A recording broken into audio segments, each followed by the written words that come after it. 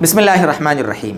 قابل احترام سامعین گرامی، دیکھیے ابھی شہروں میں بھی اور بہت سے قصبوں میں بھی ایک رواج چل پڑا ہے کہ عید کی نماز اپنے اپنے محلے کی مسجدوں میں ادا کرنے کی فکر کر رہے ہیں اور بس مسجد میں ہی ادا کر لیتے ہیں۔ دیکھیے دوستو بزرگوں، دیکھو حالات اگر ناسازگار ہیں، کہیں پر کرفیو ہے، کہیں کسی وجہ سے پرمیشن نہیں ملی ہے، کوئی 19 کا بھی مسئلہ ہو گیا تھا، کوئی بیماری کا مسئلہ، اس ٹائپ اگر کوئی عذر ہے، بارش کے مسائل ہیں، کوئی عذر ہے، حالات کسی شہر کے اگر ناسازگار ہیں، بارش کا مسئلہ ہے، تب تو ٹھیک ہے، آپ جیسے بھی اپنے گھر میں کہ مسجد میں کہ محلے میں ہال میں کہیں پر بھی ٹھیک ہے آپ ادا کرنے کی فکر کر لیتے ہیں۔ لیکن اگر حالات نارمل ہیں، سازگار ہیں، اچھے ہیں، کوئی مسئلہ نہیں ہے، کوئی کرفیو نہیں، کوئی بیماری نہیں، کوئی بارش نہیں، اگر حالات ایسے ہیں تو ایسی صورت میں شہر سے باہر، آبادی سے باہر، یا اگر ٹھیک ہے کبھی کبھی کیا ہوتا ہے، پہلے شہر کے باہر عیدگاہ تھا لیکن آبادی بڑھتے بڑھتے بڑھ گئی، لیکن وہ مسجد سے ہٹ کر کھلی جگہ ہے، تو ایسے کھلی جگہ میں میدان میں جا کر عید کی نماز پڑھنا یہ سنت موقدہ ہے۔ میرے الفاظ پہ غور کرنا دوستو، سنت موقدہ ہے۔ اگر بلا کسی عذر کے اگر عیدگاہ چھوڑ کر اپنے محلے کی مسجدوں میں اگر آپ نے نماز پڑھ لی تو اس سنت موقدہ کو چھوڑنے کا گناہ ہوگا۔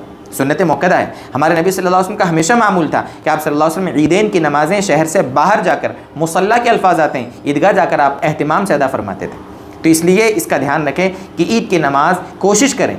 کوئی بہت سے ہوتے ہیں کہ جن کو عذر بھی نہیں ہے، بھائی معذور لوگوں کے لیے شہر میں کسی مسجد میں عید کی نماز کا انتظام ہوتا ہے، حالانکہ معذوروں کے لیے تو عید کی نماز بھی نہیں ہے۔ بھائی معذور جو ہوتے ہیں ان کے لیے جماعت کی نماز نہیں، عید کی نماز نہیں، جمعہ نہیں۔ معذور عذر جو ہے، اپاہج ہے، لولے لنگڑے بیچارے جو ہوتے ہیں، نابینا ہیں وغیرہ وغیرہ، بہت بوڑھا انسان ہے جو بیچارہ نہیں جا سکتا، بہت سی مجبوریاں ہوتی ہیں، تو ان کے لیے تو مسئلہ، لیکن پھر بھی بیچارے چونکہ عید کی نماز ہوتی ہے تو شہر میں 2-4 مسجدوں میں اگر ان کے لیے انتظام ہوتا ہے شہر کے الگ الگ کونوں میں کہ بھئی یہاں معذورین پڑھ لیں، تو جو ہٹے کٹے ہیں وہ کیوں وہاں نماز پڑھتے ہیں؟ وہ تو سنت چھوڑ رہے ہیں نا وہ وہاں عیدگاہ جانے کی۔ خاص طور سے عید الاضحیٰ جب آتا ہے اس کو قربانی کے بہانے بنا بنا کر لوگ اپنے اپنے مسجدوں میں عید کی نماز پڑھ لیتے ہیں۔ ادھر چاشت کا اشراق کا وقت شروع ہوا، مکرو وقت ختم ہوا اور عید کی نمازیں دھڑلے سے پڑھ رہے ہیں۔ نماز ہو جائے گی، اس میں کوئی شک نہیں دوستو، لیکن جو شان و شوکت اسلام کے غلبے کا، اسلام کی شوکت کا، اسلام کی شان کا اظہار ہے، وہ کہاں پایا جا رہا ہے؟ آپ تو روزانہ 5 وقت کی نماز اپنے محلے کی مسجد میں پڑھتے ہو، عید کی نماز بھی وہاں پڑھ رہے تو کیا فائدہ ہوا؟ جو مقصد ہے، جو روح ہے عید کی نماز کی، وہ کہاں حاصل ہو رہی ہے؟